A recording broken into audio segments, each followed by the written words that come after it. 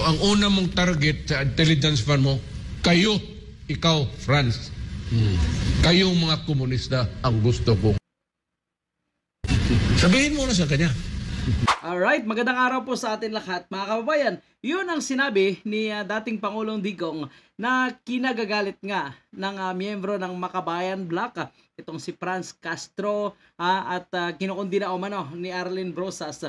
Ang sinabi ni Pangulong Digong patungkol nga sa confidential fund ni Vice President Sara Duterte na dinurog nila ito, mga kababayan po natin. So syempre bilang ama ni Vice President Sara Duterte, kailangan niya gumawa ng aksyon para matwist, paano niya mapatahimik itong mga nagsisingle out kay Vice President Sara Duterte. So gumawa siya ngayon ng kanyang sariling statement. Tingnan niyo mga kababayan po natin.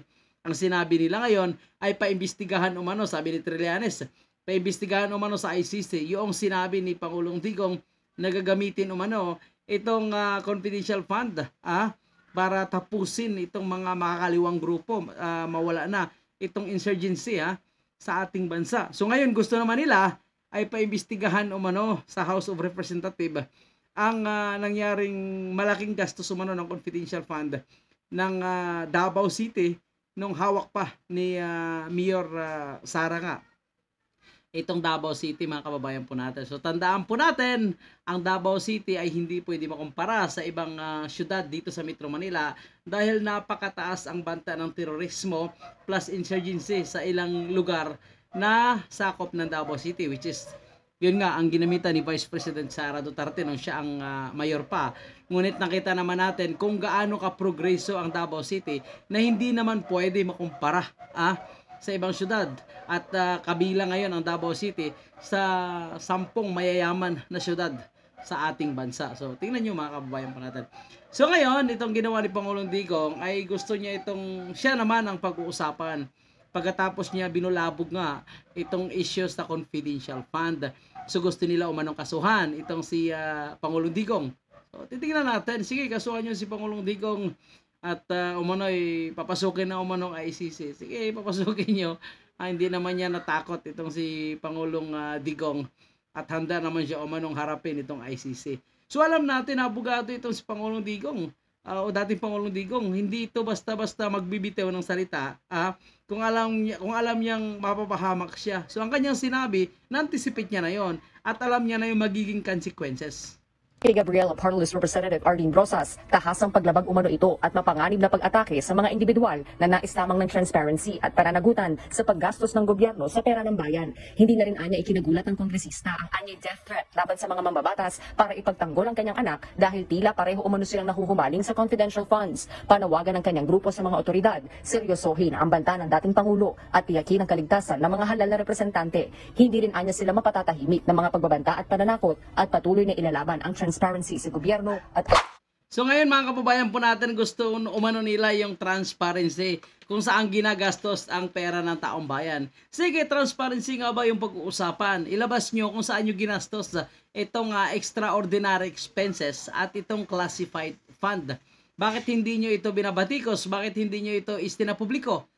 Bakit ang pinag-iinitan nyo ang confidential fund ng Office of the Vice President na may report naman paulit-ulit na sinasabi na hindi sinasagot ni Vice President Sara Duterte. Tandaan po natin itong mga congressman na tinapos agad yung pagdinig sa budget ng Office of the Vice President noong nangyaring House of Representative inquiry patungkol sa budget.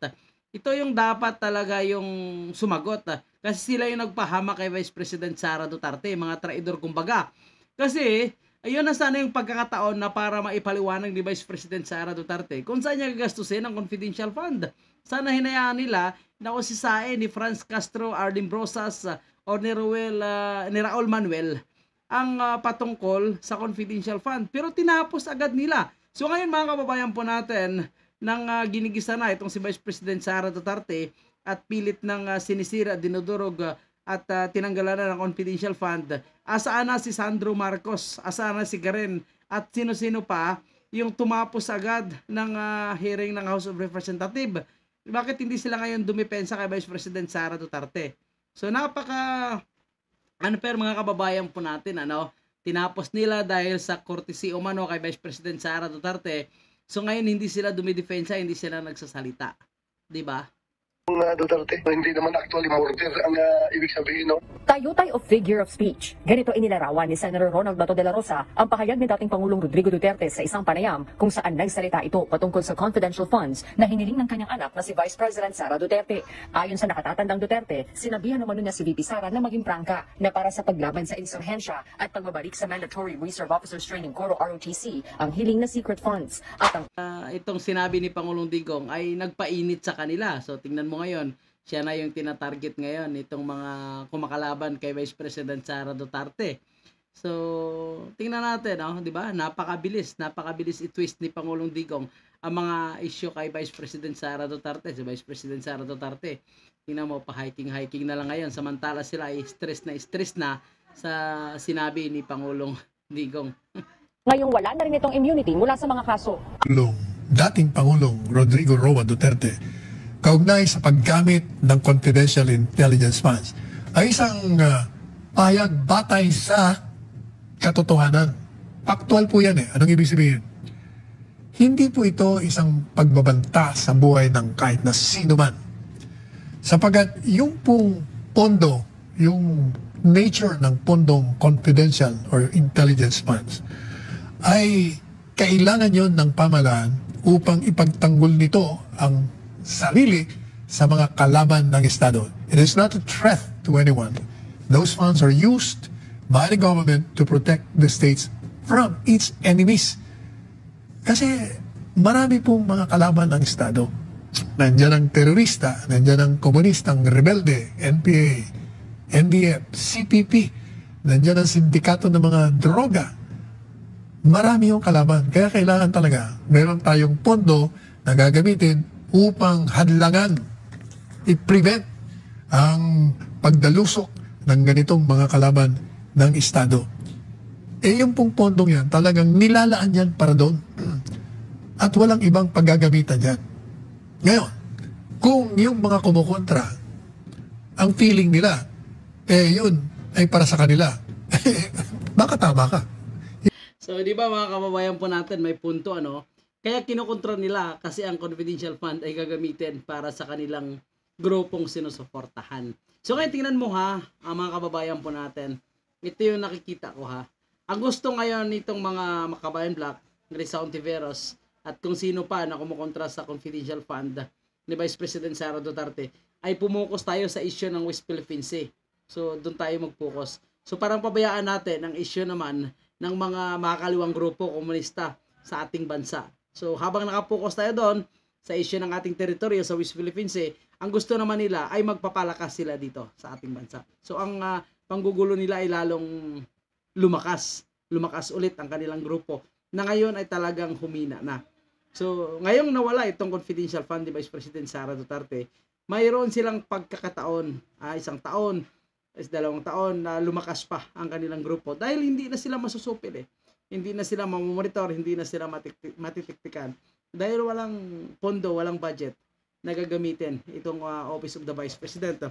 Otherwise, kung talagang magtatrabaho din itong mga ilang ahensya ng ating gobyerno, itong mga otoridad po natin para tiktikan ito. Pero syempre meron din silang ibang pinupukusan. Unlike sana dito kay Vice President Sara Duterte, ang pukusan sa 150 million na confidential fund ay yung doon lang yung recruitment nangyayari sa eskwelahan. Siyempre, bilang pangalawang pangulo, may mga gastusin din yan na hindi pwede maisa publiko. Lalo na, malaking banta ito sa ilang politiko na tatakbo sa 2028 election. So, kailangan talaga ng Vice President ang kanyang pondo para maproteksyonan ang kanyang opisina at makatulong din sa ilang ahensya ng ating gobyerno na ngailangan ng suporta mula sa Office of the Vice President. So, congratulations kay Pangulong Digong or dating Pangulong Digong na kumbaga nagulo niya, naging matagumpay ang kanyang mission, naguluhin itong mga kumakalaban kay Vice President Sara Duterte at makapahinga naman sa kanilang pambabatikos at kanilang tirada. So, ngayon, si Pangulong Digong na ang kanilang tinitirada. So, good job. At least alam nila ngayon na hindi pa rin nanahimik itong si Pangulong Digong. at handa pa rin dumipensa para sa ating mga Pilipino at lalong-lalo na ang proteksyonan tayo sa mga manlilinglang na mga nakaupo ngayon sa ating gobyerno.